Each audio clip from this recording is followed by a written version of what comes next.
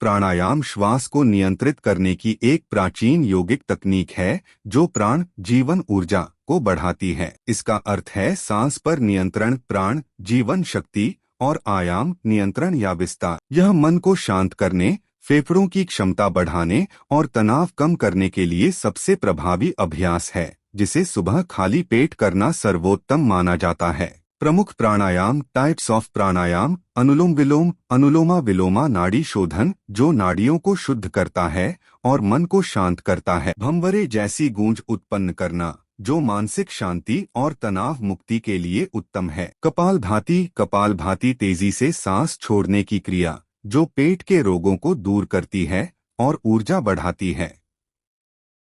सिंहासन, lion pose या सिंह मुद्रा एक अत्यंत प्रभावी हठ योग आसन है। इस आसन में शेर की तरह दहाड़ने की मुद्रा बनाई जाती है जो चेहरे, गले और श्वसन तंत्र के लिए अत्यधिक लाभकारी है। सिंहासन करने की विधि: किसी शांत और स्वच्छ स्थान पर योगा मैट बिछाकर वज्रासन घुटनों के बल बैठना में बैठ जाएं। अपने दोनों घुटनों के बीच थोड़ा गैप बनाएं। अपने दोनों हाथों को सामने की ओर जमीन पर हथेलियों के बल टिकाएं। उंगलियां शरीर की दिशा में होनी चाहिए। अपनी कमर को सीधा रखें और आगे की ओर थोड़ा झुकें। अब अपना मुंह पूरा खोलें और जीभ को बाहर निकालकर नीचे की ओर थोड़ी की तरफ खींचें। अपनी आंखों को खोलकर भौहों, आईब्रोज के बीच या नाक की नोक पर ध्यान केंद्रित करें, दृष्टि बनाएं। अब नाक से सांस लें और सांस छोड़ते हुए शेर के समान आ की आवाज में दहाड़े। इस मुद्रा में 20 से 30 सेकंड रुकें। इसे 3 से 5 बार दोहराएं।